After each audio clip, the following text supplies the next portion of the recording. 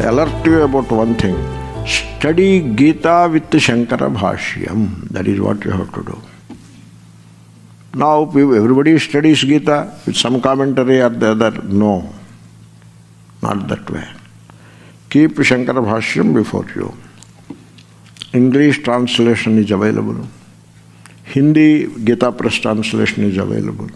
Telugu translation is available. In a very vernacular language, the authentic translation you have to pick up, not some translation.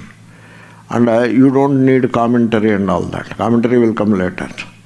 Bhashya itself is a commentary. Rely upon that entirely. To understand Bhashya, you need some help here and there. Do take it. But your focus must be on the Bhashya, on the verse and Bhashya. Then you will not make a mistake. You will not lose the track. Suppose you lose the track. What happens? You know what happens?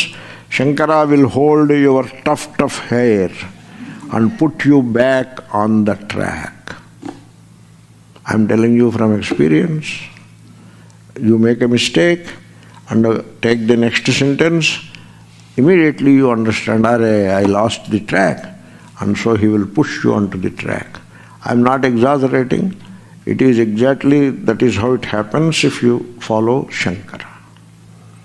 Therefore, it is not Gita that you have to study. You have to study Gita with the Shankara Bhashyam. That is the point that I wanted to make. Having done that, then why should we study Gita?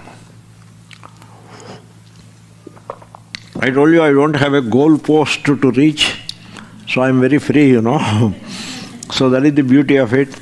And then you may wonder, why there must be some goal post on Gita Sara. No. In Gita Sara, no goal post. There also I may do one verse or I may do 10 verses, it doesn't matter. Now Shankara says, what is the purpose? Prayojanam, purpose, not phalam. Tasyascha shastrascha sankhepatah prayojanam, not phalam. Phala, shall I tell you phala?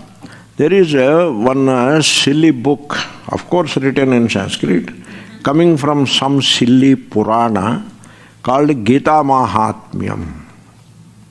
Okay? Suppose your business is not doing well, it is not breaking even. Then you chant 3rd chapter 5 times, your business will improve. Then suppose somebody at home is depressed, some psychological problem, some kind of a depression.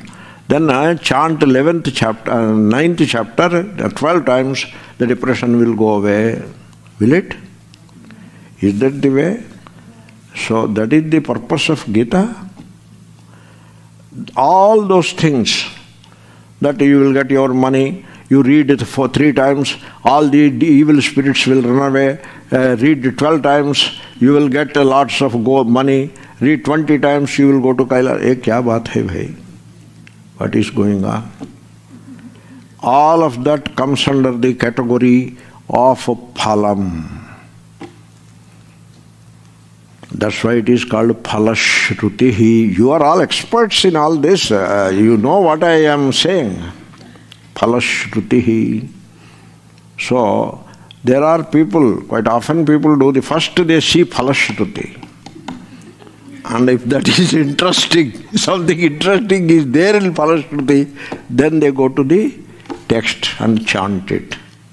Aisa ho gaya, kya bole? Phalam is, you should not, this is the first discrimination. Phalam versus prayojanam. Don't study Gita for any phalam. Phalam is, the word phalam can be explained as the perishable outcome sought by an unhappy person. That is phalam. Phalgutaya liyate iti phalam. People, they are unhappy, they are distressed, and they are supplicating God all the time, seeking this or that. You see, they say prayer. They call it prayer. Why prayer is done? For the sake of phalam. And so, first of all, first and foremost, prayer is a petition. It is supplication to your idea of God. That is what prayer is. Therefore, in prayer, your approach is that you seek a reward. And you seek gratification. That is what you do. And what you get, reward, is called phalam. So now should I tell you what is the phalam of the Gita Shastra? No. So I'll tell about the prayer some more, but first the point is prayojanam. So Shankara puts the words very correctly. He knows the word phalam is ma phaleshu kadachana. Suppose you say, they study Gita Shastrasya idam phalam. Suppose you say, then what happens? Ma phaleshu kadachana. There double speak ho gaya na? No. There is an important distinction or discrimination between phalam versus prayojanam, and Gita Shastra has a prayojanam, no phalam. So my recommendation is, don't go for Gita Mahatmyam, Skanda Purana, Gita Mahatmyam, don't go for it. Because in that, 18 chapters have minimum 18 phalas. You don't need all that. So what is the purpose of Gita Shastra then? What is the purpose? Param Nishreyasam, the supreme freedom, liberation. That is what it is. What is supreme about it? It is supreme in the sense that it is superior to wealth, pleasures, and even the other world, heaven, etc. Heaven, paradise, whatever you call it, superior to that also.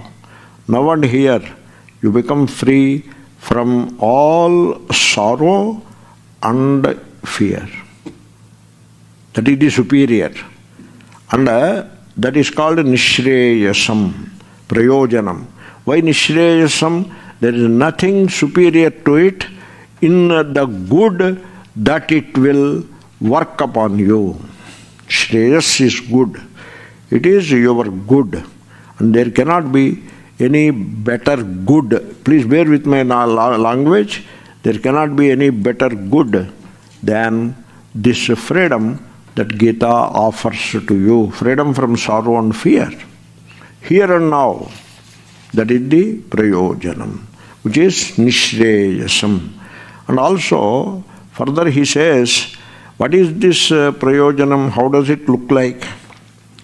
You said it does the supreme good to you. Nishreyasam is supreme good. What is this supreme good? He says, samsarasya atyantoparamalakṣanam. The supreme good, which is in the form of total cessation of samsara, meaning the life of sorrow and fear. You see, when suppose you pray to God. So now God gives what you pray for. Okay, God gives. But what you receive from God does not bring clarity, understanding. That won't come. You are not asking for them also. You are asking for the business to flourish. Or you are asking to win a court case against one of you. You have court cases against the near and dear only. You cannot have court cases against someone in Uganda who is unknown to you. Okay. So, you want victory in the court case. You pray to God. Suppose you win the court case. Suppose you get a good lawyer, you win. So, then will it bring clarity and understanding to you in your life? No. It brings some kind of a gratification. You pray to God and God gives what you prayed for. It only brings some gratification. It doesn't bring about understanding.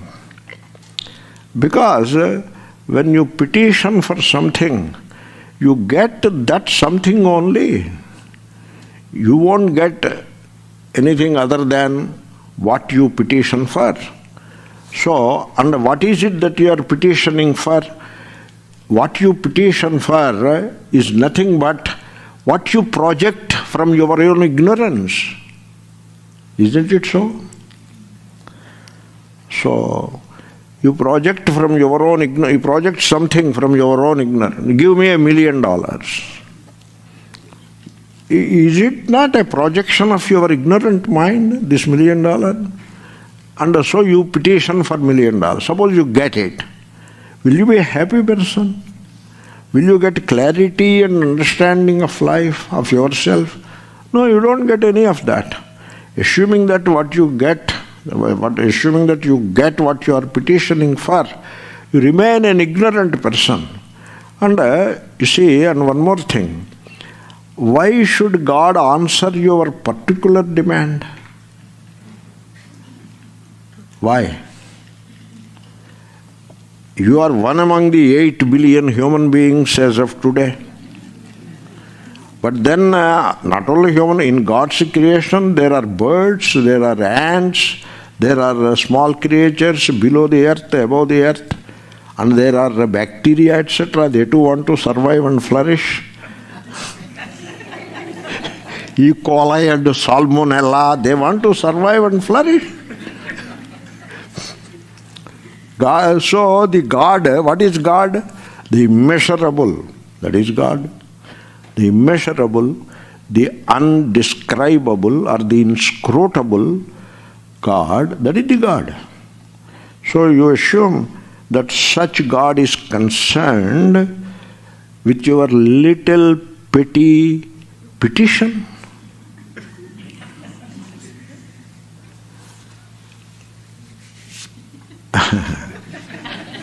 Very odd, I suppose. Therefore, this petitioning is also part of the samsara. What you call a petition, that is put by the rishis in the realm of samsara. What they did, you know, artha, wealth, samsara, kama, pleasure, samsara, dharma, the ritual, in that sense, dharma, the practice of a ritual in petition of something that you desire, samsara. They put it in the samsara. Assuming that your petition is granted, you remain in ignorance. You will not gain any clarity and understanding. So this is the samsara. Means your worldly life, pleasures and wealth, and your religious life in which you go on petitioning God for different things. You may get, you may not get. That is not the point, that you petition. So that is the samsara. All of it is samsara. All of it. And Gita offers a way out of this samsara. Also Shankara says, sometimes what happens, you come out of the samsara for a short while, but then you go back into the samsara. Do they call it remission? Something like that. You get back, you are free from an illness for a while, but this illness comes back. So you get out of the samsara, you get out of the mud for a while, and then again you fall into the mud. So is that, what about this samsara? Suppose you get out of it, again you may fall back into it. No. Atyanta uparama. For example, every day night you go to sleep, your samsara has ended. That is also uparama, ending of the samsara.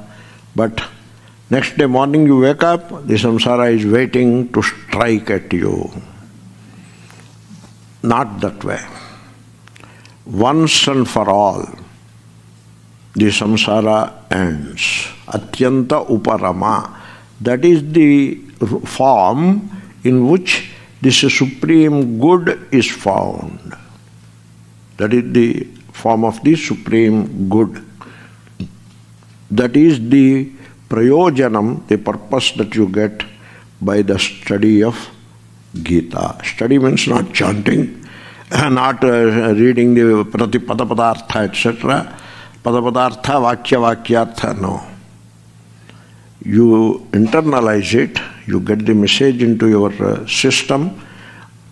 Put it simply, you understand it and get the required clarity. This is how Shankara introduces the Gita.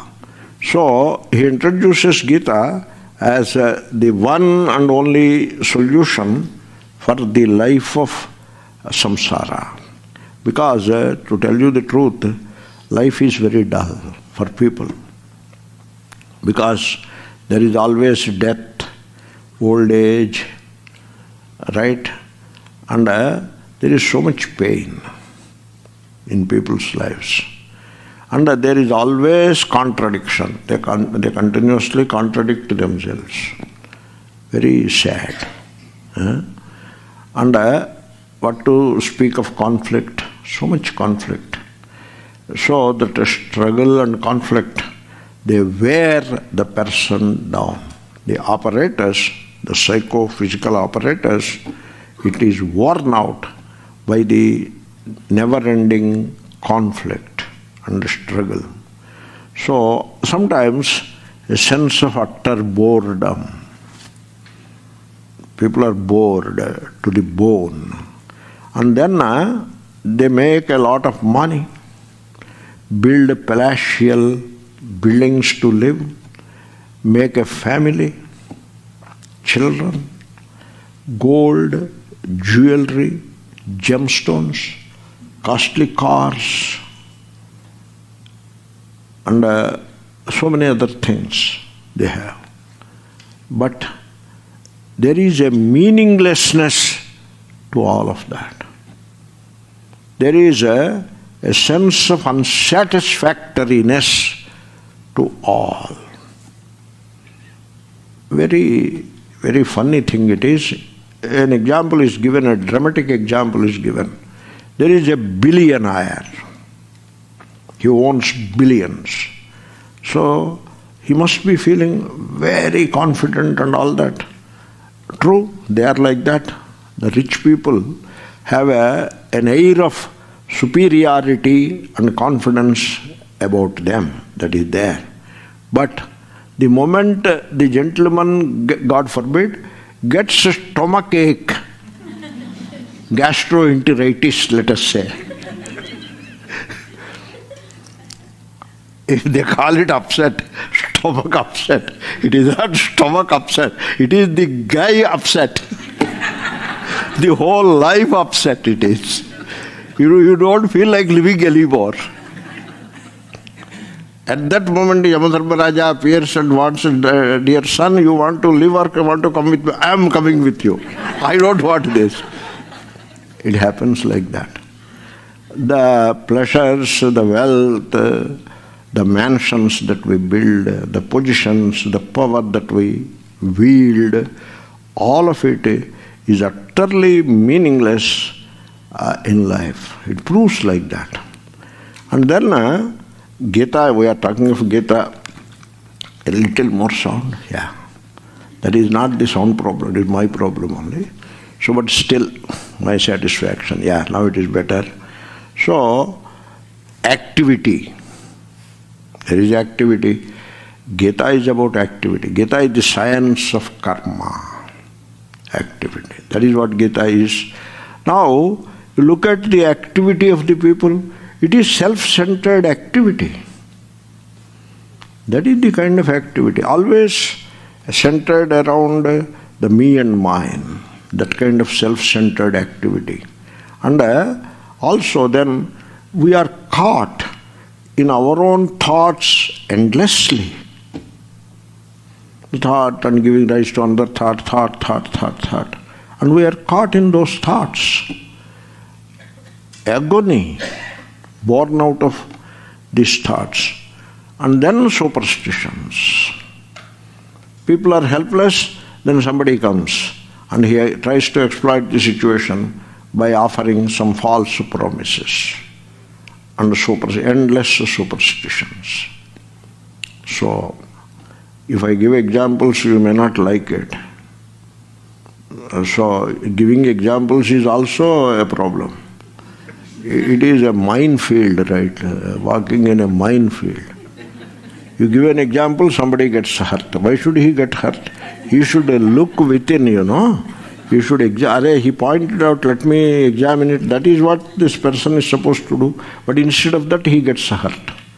Suppose some impurity is sitting on my head. I did not notice it. Somebody points out, dear sir, there is some junk sitting on your head. I get hurt. What is there to get hurt in that? It's a minefield, I tell you. But you have to walk through the minefield. So, variety of superstitions. And then one more thing is there. The routine of habit. Habit. People, what they say, the religion that they practice is nothing more than a mere habit. That is what it is. So they are habituated to believe. They are in a way, in a particular way. They are habituated to perform a ritual in a particular way. It is habit, habit, habit. And what is habit? Mechanicalness. The same dreary routine. That is what habit is. This is how people are caught. So self-centered activities of ambition, competition, seeking status, position, power, suffering from greed, envy, jealousy. This is how people live. There is only one solution out of this horrific morass, and that is study and understand Gita. All of this nonsense can end. Without leaving even a trace, it can end. Atyanta samsaro paramaha. That is the purpose of Gita. Having given some such introduction, so Sanjaya Uvacha. These characters I have explained, Sanjaya is telling. So, let us do Padacheda and also Padapadartha, just to understand what is being said. Tam, Tatha, Krupaya, Avishtam. You should not say Krupaya Avishtam, not like that. That's why I said Avishtam. Ashrupurna Kulekshanam. Vishidantam. All of that goes to Arjuna. Tam, that Dvitiya Ekavachanam goes to Tam Arjuna. Idam Vakyam Uvacha Madhusudanaha. So Tatha in that way. Okay, word to word meaning. Tatha in that way, correct. Krupaya, with pity. People say Krupa is compassion, not compassion. Pity, self-pity if you will. Avishtam, overwhelmed. Ashrupurna kulekshanam. Having the eyes filled with tears of agony.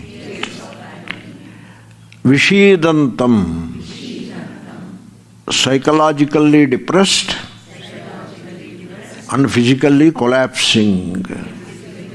That is Vishidantam. Tam, that Arjuna. Now you tell me, who is Arjuna? Who is Arjuna? We are Arjuna.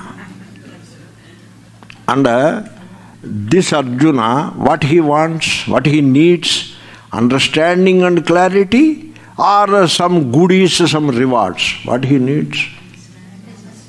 He needs understanding and clarity. That is what he needs. Not some goodies, not some rewards. That's why Sri Krishna said, Ma phaleshu kadachana. Never you put yourself in this silly seeking of results, rewards. Result is reward. Don't do that. Don't do that mistake. That will not solve any of your problems. Suppose you are fighting a legal case. You filed a petition against one of the near and dear, for some property or whatever. Now you want to win that petition. And so you have to catch hold of a good lawyer, not a Sri Krishna. A good lawyer will help you. No, maybe Sri Krishna also will. Sri Krishna won't help you. He won't. He will tell you one thing. You stop this fight, this struggle, this conflict. That kind of an understanding he can give you. But he cannot make you win the case. But what people want, understanding can wait. I will come to it after retirement. Now I have to win the case. Therefore, people are in a lot of misapprehension that is there. That's why they are psychologically bankrupt, vishidantam, and therefore physically agonized, distressed, vishidantam. Tam Arjuna, Madhusudanaha, the slayer of the demon Madhu. Idam this, Vakyam sentence, Uvacha said. So that is Arjuna, this is Sri Krishna. You should understand both. Sri Krishna is called the slayer of the demon Madhu. Now, you understand in the context of Gita, Sri Krishna has killed with a sword or with another weapon somebody who maybe he's a bad guy and came here and giving a nice lecture. Is that how you want to look at it? No, not that way, no. So, Madhusudanaha should not be construed as Sri Krishna who has just now come from somewhere. He had slain some guy, put an end to his life and walked here, and he is giving a nice lecture to Arjuna. It cannot be that way. The word Madhu always goes with another word Kaitabha. Such words, such pairs are there. These pairs, one is always with the other. You can never find them separate. So they are always considered together. Probably there is an English word, continuum, maybe. Like space, time. Space and time. Okay? Then there are such words. Birth. You should immediately say death. You should say that, but you don't say. You are very clever. Suppose I am celebrating 80th birthday. I should invite all of you, dear sirs, please come and attend my 80th birthday and I am going to soon die. You have to say that. You have to print also there. You should say that. I am not going to live even 1/10 of the life that I have lived. Very soon I am going to die. Today I am celebrating my 80th birthday. You are all welcome. How is that invitation letter? Aisha. So the moment you say birth, you should remember death. Now, suppose I don't want death. Who wants to die? Nobody wants to die. I don't want death. I want to become or remain deathless. You can. You can. You seek the right thing, not some silly, useless thing. You can. When you know that you were never born. Is it? Yes. I was not born? No. How come? Study of Gita. The Gita Sara, let us say Gita Sara. The next verse, the second verse of Gita Sara is about you not having any death and birth. That is how Gita. Therefore, instead of, suppose somebody wants, I want to live another 3 years. That is all he can ask, 80 years means another 3 years I want to live. He cannot say another 80 years, it is not even possible. Another 3 years I want to live. You pray. You petition. The prayer is granted. You get, you whatever you petition for, you get. Then 3 days roll on and 3 years are over in no time. And then you will be very unhappy that 3 years are over, getting over, and I will die soon. This 3 years is hanging on the head like a Damocles sword. So what you considered a reward becomes a curse. People don't even know what to petition for. And therefore, so two words, they come together, birth and death. That is how I started and went somewhere. Now I am coming back. Birth and death. Then there are 2 more coming together. Raga, I will tell one word, you have to fill the blank. Dvesha. You know well. So sometimes the word raga is replaced by ichha. That is Gita again. Ichha dvesha samuthena. There dvesha you have to combine with ichha, which is raga. It means ichha is desire. Desire, which is raga, you desire because of raga. You are attached, therefore you desire. It is always coupled with the hate. You hate because you are averse to it. So raga and dvesha is a pair that always comes together. There are some more such pairs. Chanda, Munda, you know. Chunni, Muni. Now the pair, Madhu, Kaitabha. That is the pair. Madhu, Kaitabha, synonym with Chanda, Munda. Chunni, Muni. Raga, Dvesha. Madhu is raga. Why Madhu is raga? Because it is sweet poison. Kaitabha is dvesha, which is bitter poison. So which poison you want, sir? Sweet poison or bitter poison? We don't want any poison. Then get rid of them. No, we cannot get rid of these poisons ourselves. Then there is the one who can get rid of these poisons on your behalf. Go and hold on to him. And his name is Shri Krishna. Madhusudanaha. He will help you to destroy this pair of demons that are haunting you since childhood. Even today, the one Shri Krishna can destroy these problems of raga and dvesha for you. That's why he is called Madhusudana.